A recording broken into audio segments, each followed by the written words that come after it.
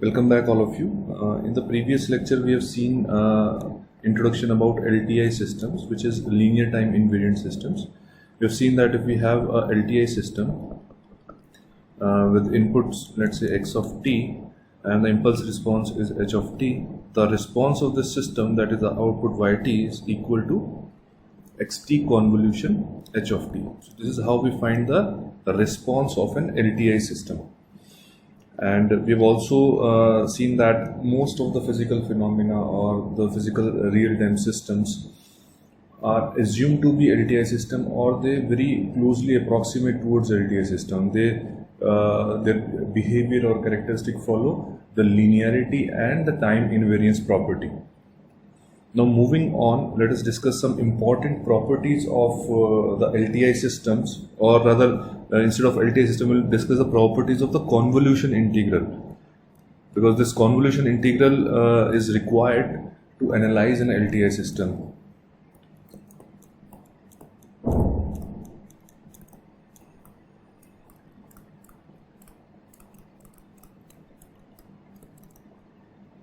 It's a very important topic. We'll discuss some basic properties of convolution integral now. The very first property is commutative property.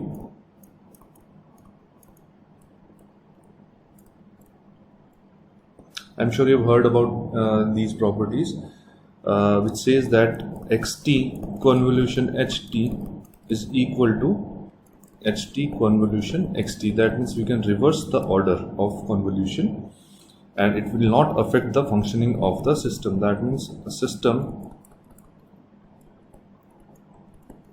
such a system is equivalent to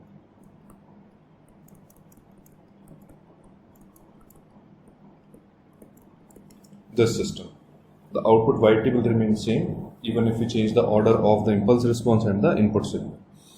So the convolution integral follows the commutative property. That is the very first property. Moving on, second property is associative property.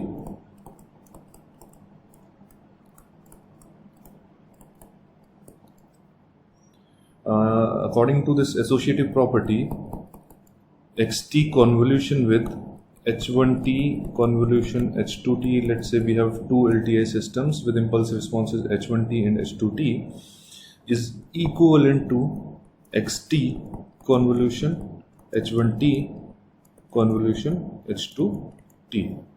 So we can say that the convolution integral follows the associative property. That means these two systems,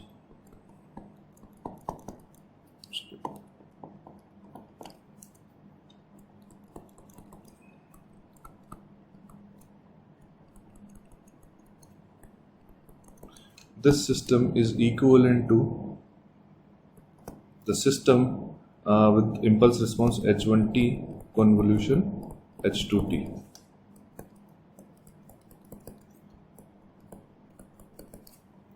Alright, so this is the associative property and the convolution integral follows the associative property as well. I'm not going into the proof of all the properties, commutative, associative. You can try to attempt the proof of these properties on your own, or you can refer any book for the proofs. Moving on to the third property, which is distributive property.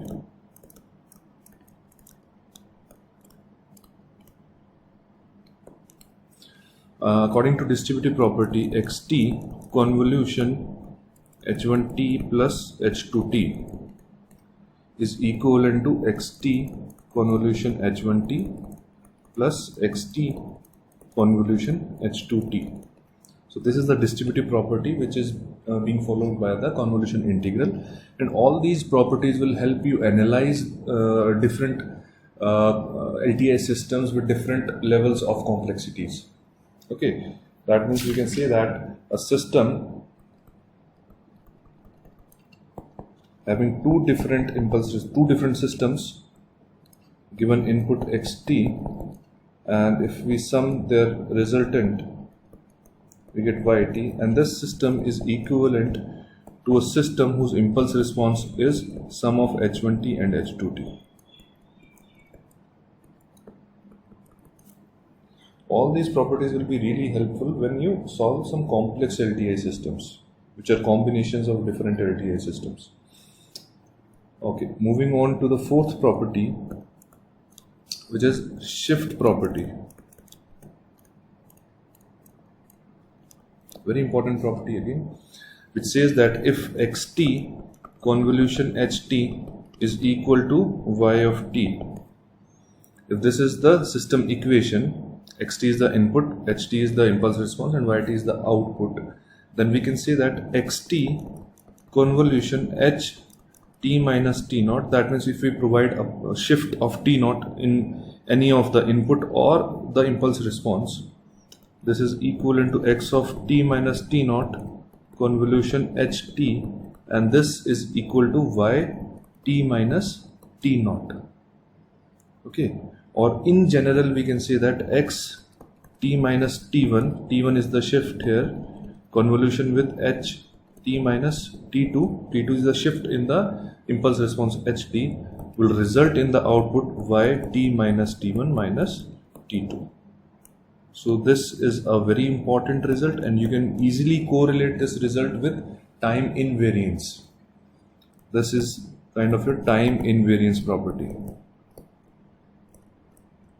That means a shift in the time at the input side results into, this is the input side, okay, a shift in the input results in a similar shift in the output. That means the system behavior does not change with respect to time. Okay, whatever behavior system possess at a particular instant of time, the same behavior will be repeated at n instants of time. So this is another important property which is known as shift property, which says that a particular shift in the time at the input side will result into the similar shift in the resultant or the output of the system. Or in general we can say that x is, if xt convolution ht is equal to yt, so we can generalize this property as xt minus t1 convolution ht minus t2, where t1 and t2 are some time shifts, is equivalent to yt minus t1 minus t2. A very important property for analysis of LTI systems. Okay, further moving on to the next property, which is convolution with impulse.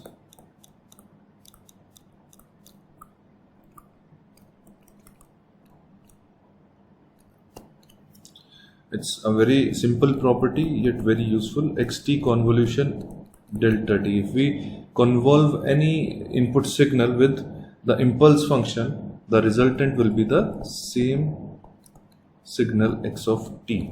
You can very easily prove this property, and it's a very important property. Xt convolution, the impulse response results into the same signal x of t. Next, moving on, next property is width property.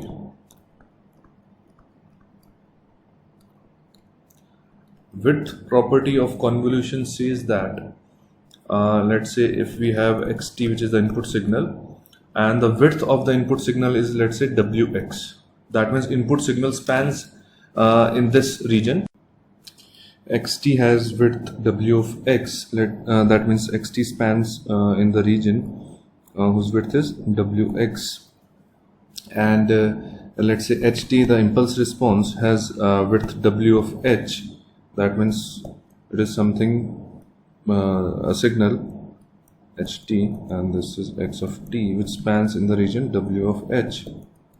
Then the width property says that xt convolution ht will result into output yt, which will span in a region that is equivalent to wx plus w of h. That means yt will be a signal which spans in the region wx plus wh. So this is the width property of convolution. If xt spans in the width wx, ht spans in the width wh, then yt will span in wx plus wh. That is valid for all the signals. Moving on to the next property, which is the differentiation property.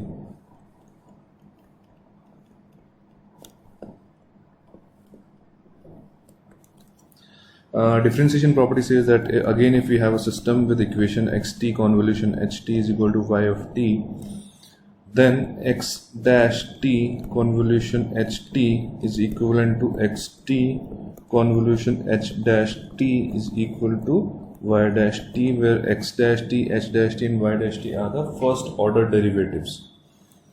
Okay, so this differentiation property also holds for the convolution integral.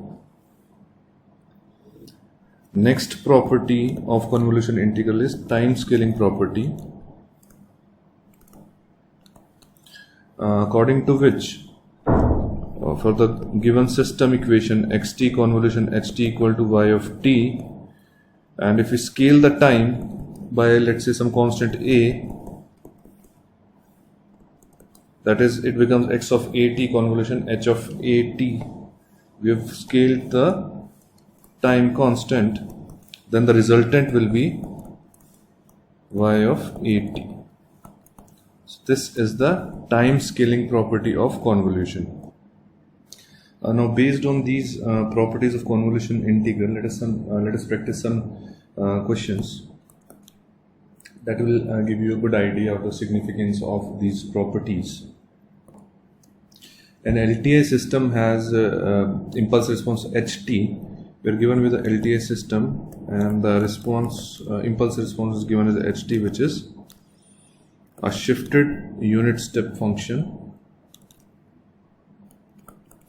and the input signal xt is also same as your ht, and the question expects you to find the response of the system, that is yt is expected to be found. Okay, so we are given with a system, LTI system, impulse response is h of t, input is x of t, and output is y of t. We need to find out this y of t given xt and ht as the same signal. Okay, now let us see how to use the properties and solve these type of questions. We can say that ht is equal to a for t spanning from minus a to a. Similarly, xt is also equal to a for t spanning from minus a to a, right? We can represent ht and xt analytically, that is ht in terms of unit step function, that is ht is equal to a times of u t plus a minus a times of u t minus a. I hope you can easily write down this ht in this form. We are just using transformations of signal. Similarly, xt will also be the same, that is a times u of t plus a minus a times of u of t minus of a. Now yt, we know that is the response of LTI system is equal to xt convolution h of t. Let us substitute the values of ht and xt in yt. So we get a square u t plus a minus u of t minus a convolution u t plus a minus u of t minus of a. Alright, let us simplify this expression a bit. It becomes a square into u t plus a convolution u t plus a minus u t plus a convolution u of t minus a minus u of t minus a convolution u of t plus a plus u of t minus a convolution u of t minus a. We get 4 terms when we simplify this. We apply the associative property over here. Now, in the previous lecture, video lecture, we have seen that ut convolution ut, we have proved this thing is equal to a ramp signal. Yes, and similarly, we have seen the generalized form of this, that is u t plus a convolution u t plus b is equal to r t plus a plus b. it's a very important result. Always remember that ut unit step function when convolved with the same unit step function results into a ramp function, and this is the more generalized form of this property. So we'll make use of this property in this equation. So let us simplify it further. It becomes a square ramp function rt plus 2a. ut plus a convolution ut plus a will result into a ramp function with argument t plus 2a. Second term will be ut plus a convolution ut minus a. So it becomes minus of r t plus a minus a, right, which becomes r of t only. So second term will result into rt minus r of third term will be convolution of these two. Again it will be minus of r of t, and the fourth term will be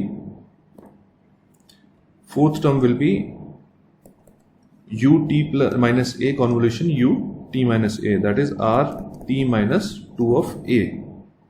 So this is the final expression that we have got after the convolution process, t plus 2a minus twice of rt plus r of t minus 2a. Now let us plot this expression. It will give you a very good insight. Let us try to plot this expression.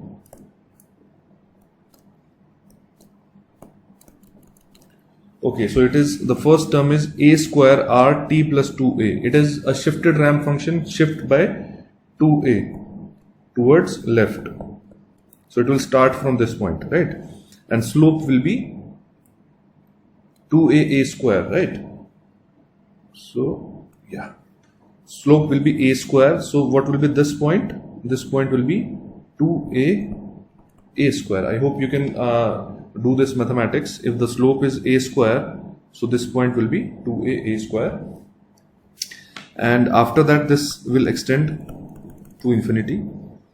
But the second term is minus 2rt, minus 2rt, so it will bring down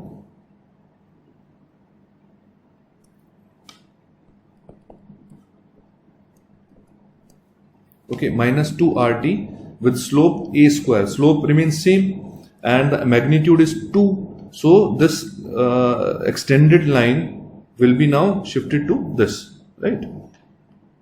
And now it will move on to infinity. And the third term is r t plus 2a, which is a shifted ramp function. Shift, that means it will start at 2a, so we are adding it, so this will nullify this. So this is the final graph that we get. Alright, so this is yt. Now if we analyze it, we convolved two signals, minus a to a, amplitude a, this was your xt. We convolved it with h of t, which was again the same signal, and the resultant is this. You can easily prove the width property of the convolution integral over here. See, these are the two signals that we are convolving, and this signal spans from minus a to a, and this signal spans from minus a to a again. So the resultant convolution integral resultant will span from minus 2a to 2a. Okay, that means in general we can say that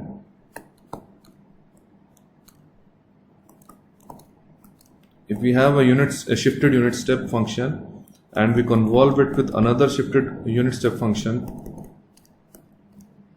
the resultant will always be a ramp function which spans from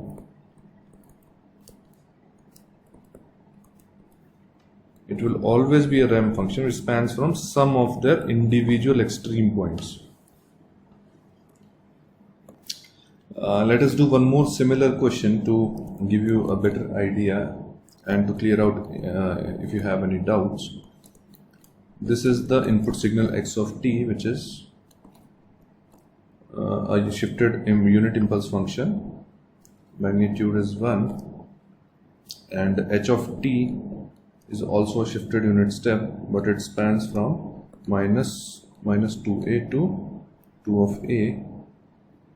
This is your ht, amplitude is again 1. We have time axis here, and we need to find out yt, which is xt convolution h of t. Alright, so first step will be to write down analytical expression of xt and h of t. Xt, it will be u of t plus a minus u of t minus a. Simply we are using transformation of the signals.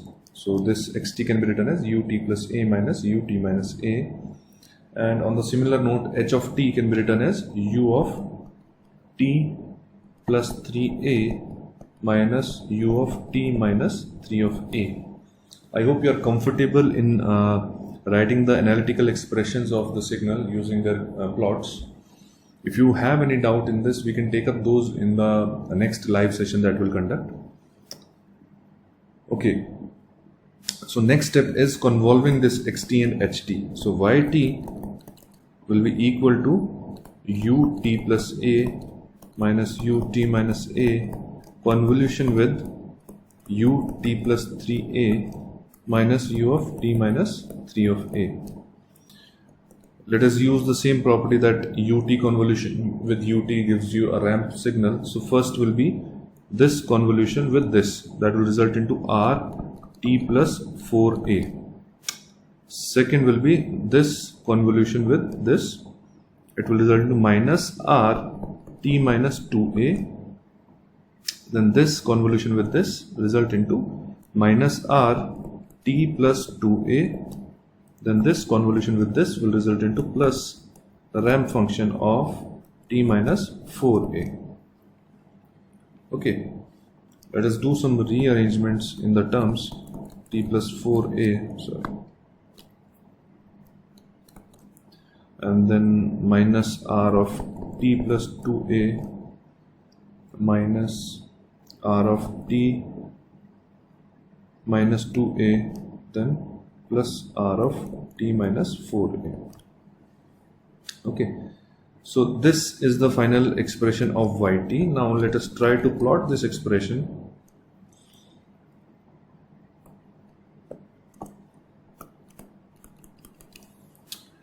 Okay, so the first term is a ramp function with slope 1, and slope is 1, and it's a shifted ramp function, and it will start from minus 4a. So this is minus 2a, this is 2a, this is 4a, right? So it will be a ramp function with slope 1. Okay, it will extend to infinity. This is the first term. Second term is a ramp function with a negative slope of 1, and it starts from 2a. Okay, so it starts from 2a at this point. Okay, and the slope is negative slope. That means something like this. Now if we add these two, this one and this one, you will get a straight line, correct, which should go to infinity. So when we add this and this, it will result into a straight line.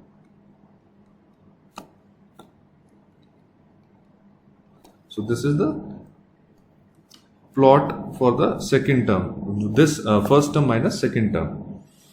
Now third term is again a ramp signal with a negative slope, and it starts at 2a. So it will be something like this, right? It starts at 2a. So when you add the straight line with this, you will get something like this, correct?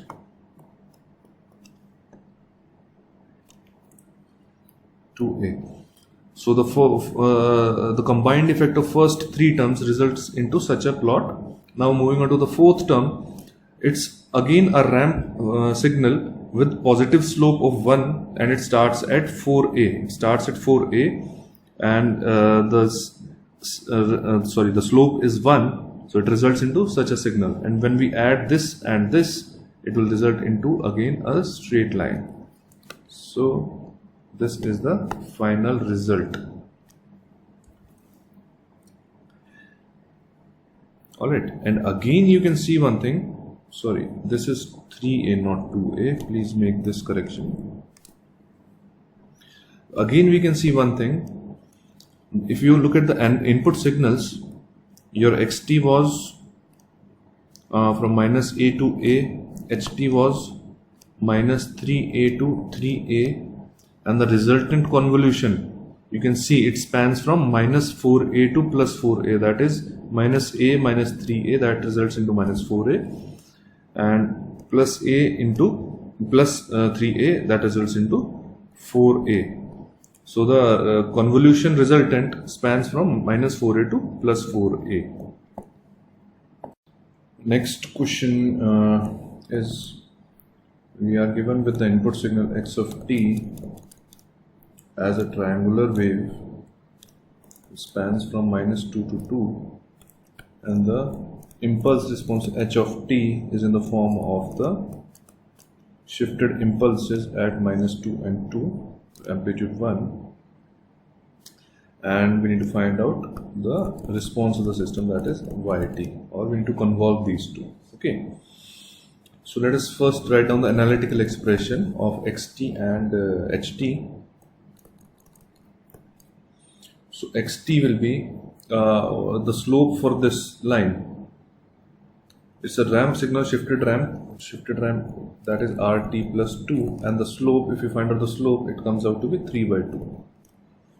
Okay, minus this 3 by 2 r t minus 2, it's a ramp function which spans to infinity. Okay, but at this point t is equal to 0, this turns down, right? That means we need to subtract a similar ramp function with twice the slope. So minus 2 times of 3 by 2 r t. Okay, so that will give us this function, and now in order to get it to this line, we need to add a ramp function, a similar ramp function with the same slope, which is shifted at plus 2. Okay, so plus 3 by 2 r t minus 2. So this is the analytical expression of h of t, sorry, x of t, not h of t.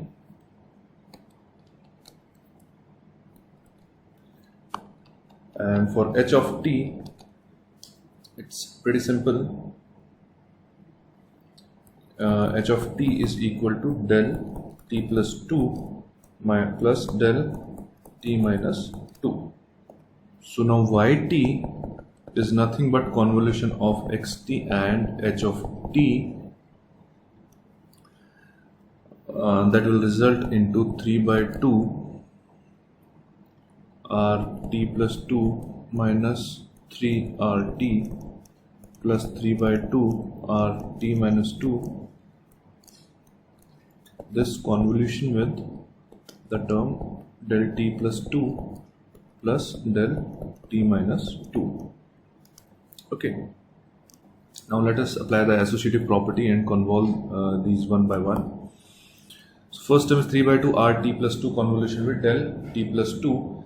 We've seen the convolution property with impulse function, that it results into the same signal. So this convolution with this results into 3 by 2 r t plus 4. We've seen the general expression, that is xt plus alpha convolution with del t plus beta is equal to x t plus alpha plus beta. We're using the same property over here. Similarly, the second term will become minus 3 rt convolution with del t plus 2, it will become minus 3 times of r t plus 2. Okay, third term will be 3 plus 2 convolution with del t plus 2, it will become plus 3 by 2 r t. Okay, and then moving on, 3 by 2 rt plus 2 convolution del t minus 2, it will become plus 3 by 2 r t. This convolution, this will become minus 3 r t minus 2. This so this convolution, this will become plus 3 by 2 ramp function of t. Yeah, t minus 4, sorry.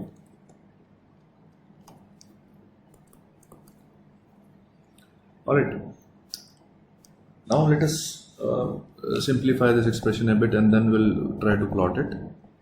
This is rt plus 4 and then minus 3 times of rt minus 2 plus 3 times of rt minus 3 times of rt minus 2 plus 3 by 2 rt minus 4. So this is the final expression of yt. Now let us try to plot this function.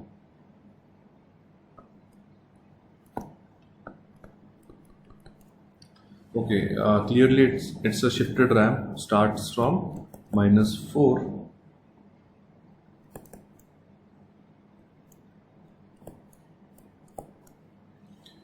and the slope is 3 by 2, so it will be basically something like this, and then if we try to plot all the terms combinedly,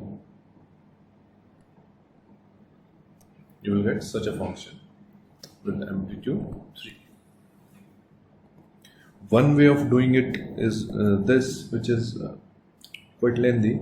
Another simple way of solving this problem will be yt, we know it's xt convolution ht, right? ht is in the form of a impulse function, we know that. So let us not simplify xt, rather we'll just substitute the values of ht, that is del t plus 2 minus del t minus 2, and this will result into xt convolution del t minus 2 is nothing but x of t minus 2, t plus 2, sorry, minus x of t minus 2. Okay, we know xt, so we can easily find out the shifted term. xt is a triangular pulse. Yeah, a triangular pulse with which is ranging from minus 2 to 2, amplitude 3. Okay, so xt plus 2 will be xt plus 2 will be shifted by 2.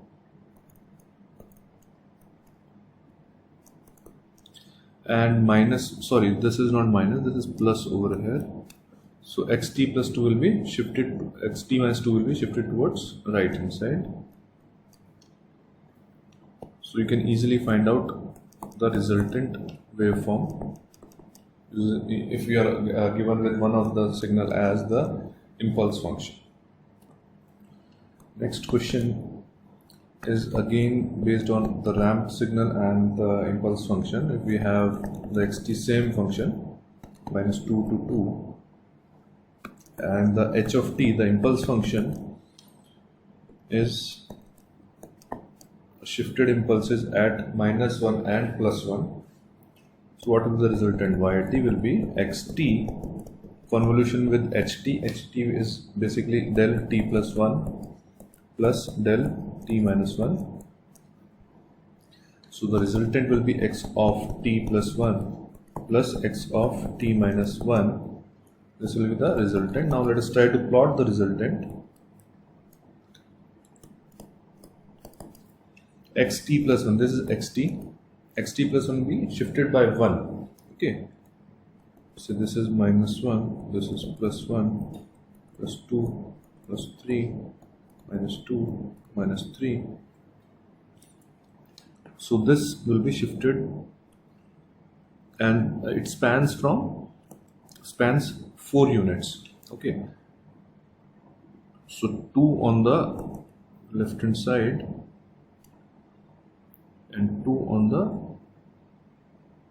right hand side. So this will be shifted, that is xt plus 1. Okay. Similarly, xt minus 1 will be shifted, the origin will be shifted to plus 1 now, and it will be something like this. Yeah, so this will be for xt minus 1. So if we try to simplify, if we add on these terms, so it becomes 3 plus 3 minus 2 plus 2. this becomes y of t. If we simplify, if we add these terms, it will be a trapezoid type of a signal. Okay. Next, I'll give you some practice questions, one of which is this. Determine and sketch the convolution of the following. xt input signal is given, ht impulse response is given, and you need to find out the convolution of these two signals. These are some interesting questions that will clear out many of your concepts.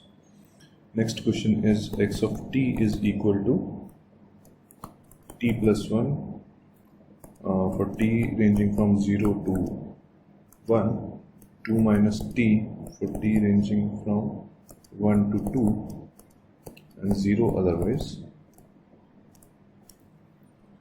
and h of t is equal to del t plus 2 plus twice of del t plus 1.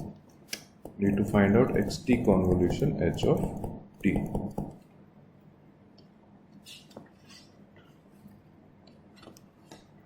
Next question for your practice is, consider an LTI system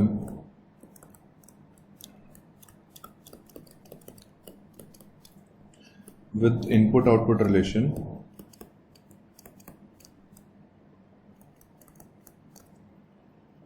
given as yt equal to integration minus infinity to t e raised to power minus t minus tau x of tau minus 2 d tau.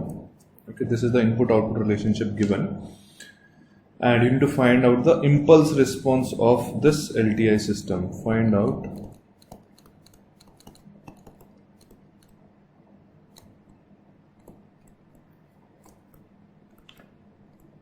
this LTI system.